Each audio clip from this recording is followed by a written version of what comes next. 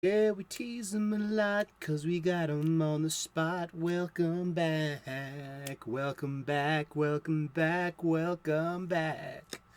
Hi, welcome back, and thank you for tuning in. It is time once again for the golden age of DC Comics 365 days, where I take this beloved hardcover coffee table book given to me about 2 decades ago by one of my best friends. This has been surfing my coffee table ever since and has provided me with constant comic book shop style conversations, the kind I wish to recreate today, right now, right here with you, my friends.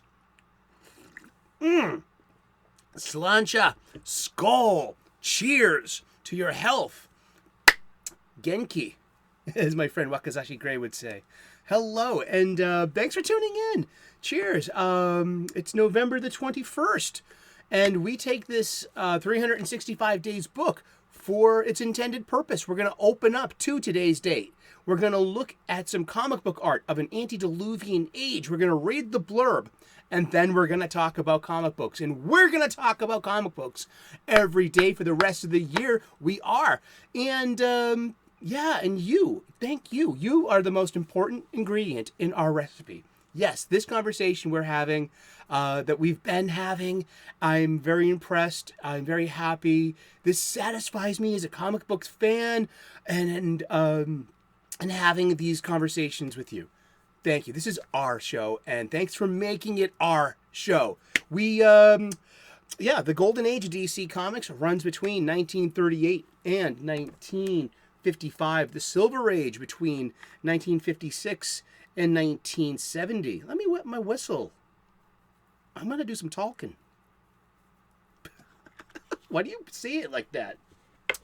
I'm from South Boston. I have an accent. I've got a Boston accent like you wouldn't believe. I make the conscious choice to pronounce my I's. I do. I really do. Well, kinda yes, kinda no. I was raised to pronounce my R's. I was the only kid in doing the alphabet song in first grade. LMNOPQRS, and there's just me going R. I was a weird kid. It wasn't on purpose. That was definitely by design by my mom and her aunt, and my aunties who raised me, and my grandparents. So the golden age, the Bronze Age is between 1970 and 1985, and the Copper Age begins in 1985. I get these standards and definitions from the glossary of the Overstreet Comic Book Price Guide. Great resource for any comic book fan. So let's get to it. I hope you are having a great day. I hope you are clobbering your problems and not being clobbered by them. Over and out. All right, let's do it. It is November the 21st. This is story by Robert Knider and art by Joe Kubert. Kubert. This is from Flash Comics number 88, October of 1947. Starring everyone's favorite husband and wife team, the Hawks. It's Hawkman and Hawkgirl. It's Carter and Sierra. Suddenly, 2 statues come to life. Look, flying statues! They're real! It's Hawkman and Hawkgirl! Shoot 'em! The ghost's trick wasn't quite foolproof. But here we have 2 sequential panels. We have what we've come to realize as the iconic, stereotypic look of the gangster with their fedora hats and their dandy, smart-looking suits and their guns, especially the .45 automatic. Yeah, exactly. Only policemen carried revolvers. Only gangsters carried those .45 automatics. Yeah, you see that? Exactly. All 4 of those guns in this picture, none of them are revolvers, aren't they? They're all wearing fedoras. Yeah, and here comes the Hawks to bust up this little party. I love it. And look at that. That's Joe Kubert's work. This is Golden Age, 1947. Joe Kubert is a big name. Do you know about Joe Kubert? Do you appreciate Joe Kubert? I don't know. And let me tell you, I grew up reading war comics. My Uncle Eddie's war comics. My dad would get me on weekends. he would pick me up on a Saturday or Sunday. Sometimes, yeah, usually Sunday, because back then, you would still go back to mom's house, grandma's at my nana's house, and there'd be Sunday dinner, Sunday supper.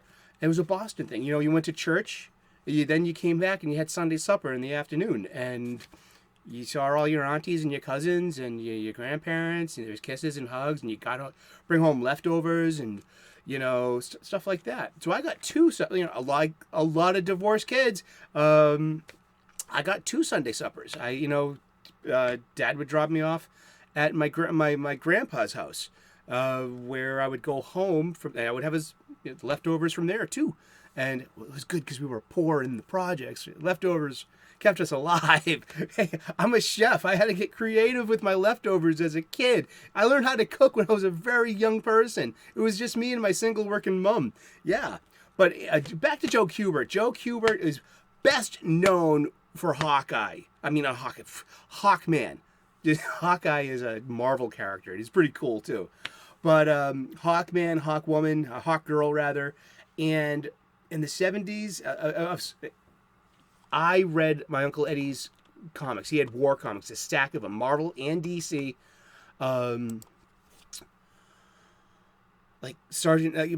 Marvel had Sergeant Fury in his Howling Commandos. That was Nick Fury before he lost his eye. He did not get his eye scratched out by a cat. No, that's not how it... That wasn't heroic. We'll never forgive you for that either, MCU, ever. No.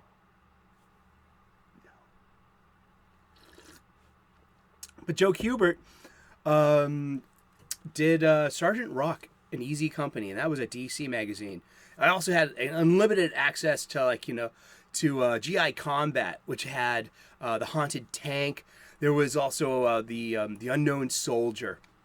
Yeah, and there was had all of these war comics from the Bronze Age in the 70s. Those Twinkie ads, the BB Daisy rifles, the motorbikes, sea monkeys, send away for this comic catalog collection. But that was the ancient internet. But beginning with our Army at War number 32 in March of 1955, Kubert began to freelance once again for DC Comicbooks, and eventually, in the coming years, Kubert would work on the medieval adventure, The Viking Prince, starring Sergeant Rock and the Haunted Tank in the war comic GI Combat. And he and Gardner Fox created a new version of Hawkman and Brave and the Bold number 34, February, March of 1961. And with the character receiving his own title 3 years later. Kubert's work on Hawkman and GI Combat would be known as his signature efforts. Yeah, because I grew up with Sergeant Rock. This is a current release. This came out a few weeks ago. This is written by movie star Bruce Campbell from Army of Darkness and The Evil Dead, and Sam Raimi movies. The Bruce Campbell. Yes, Ash.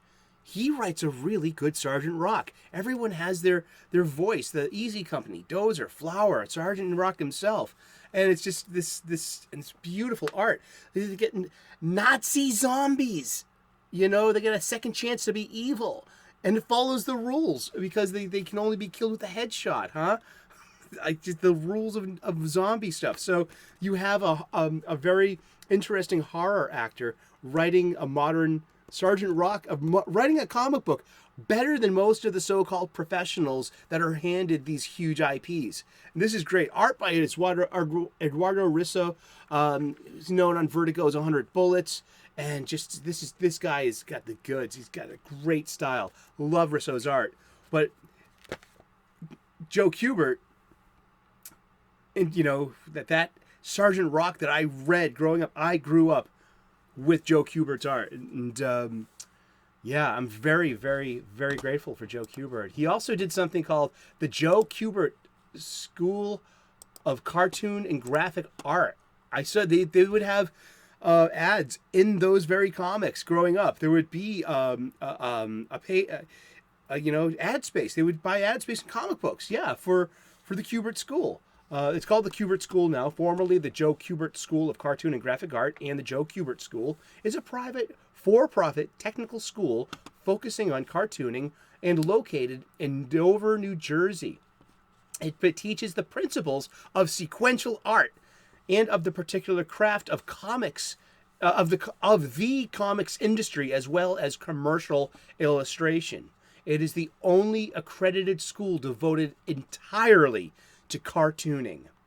Indeed, and it has a huge. Apparently it was founded in 1976 by Joe and his wife Muriel using Dover's former high school, whose tall windows offered optimal lighting. That's great. I love that story. Its first graduating class in '78 included Swamp Thing's Stephen Bissett. There's Thomas Yeats, he was best known as working on strips like Prince Valiant and Zorro and newspapers, and Rick Veitch. Oh, that guy is so good and famous too. You should check out Rick Veitch. Veitch. Rick Veitch. Yeah, and Joe has two sons, Adam and Andy, and they're great. They're second generation great cartoonists and great superhero comic book artists, and just love for Joe Kubert, and especially those ads. I grown up seeing like they had these ads in comic books, like had normal ads. And like, can you draw this turtle? You might have, have that gift, or that skill. You might know how to draw. Someone just got to show you how to rein in that inert talent of yours. I can't dance, but I can draw a little bit. And I love art streams, like drawing streams, art streams. Ethan Van Sciver's got a great draw streams. I love watching him draw Cyberfrog and Rainbow the Brute. I mean, he's not for everyone's cup of tea. I get it. And he's the Rowdy Roddy Piper of comic book creators, and his show is quite literally Piper's Pit. And that's a wrestling reference, and I think it holds up. And so think what you will about Ethan. I don't care. That's just, you know what I mean? Like, I don't judge you on your taste, do I? Do you, Pika? Do you drink? No, we do not judge you on your taste. So don't, leave me alone. I like EVS. Back cash grab. I love Cecil too. But who else? Anna, that Star Wars girl. She actually did my eye. I'm number 66 on her eye list. Look it up, Eric, number 66. I'm looking forward to buying that and having that in this background one day. And be like, hey, Anna, that Star Wars girl, that's original art. Buy her. I have the option to buy that, and I'm going to. I'm looking forward to that. My buddy James Harris, the Jinja Ninja, he does draw streams every Sunday, and I'm invited to come and hang out with him. I usually do a 4-hour live stream at 9 a.m. on U.S. Eastern on a Sunday morning, where it's about 10 p.m. where he is in Japan. He's an American who's settled in Japan, and he teaches art and he teaches English. He's a teacher. And he's an American living in Japan. And so it's nice to be able to have this interconnected fandom, this fellowship. And it's brought us really awesome relationships and real relationships with distant people. And I'm very blessed to be part of that because, Mr. Grant Gregory tunes in from Australia. And then we have Bandito Bain tune in from Northern California. So we have we have Makini Draws. I think he's in Illinois. We all tune in, and we're all from different places in the world. I think that's wonderful. I'm very blessed. But that's a great art stream. Tune into Jinja Ninja. You should give him a subscribe. He's got great art streams. And Makini Draws. He draws thick, bootylicious females, and street racing. He's making his own comic. He's making his own characters, and doing a really good job. It's so interesting. And I also watch a lot of Bob Ross, the PBS show, The Joy of Painting. When it comes to like the commonalities between James Harris, Anna, that Star Wars girl, and Bob Ross is palette, color selection, and the mixing of colors to produce the exact hues that you're looking for to convey color and light source on a piece of art or in a sequential panel. I mean, I love that aspect of the art. It blows my mind to see how you can assemble color out of primaries.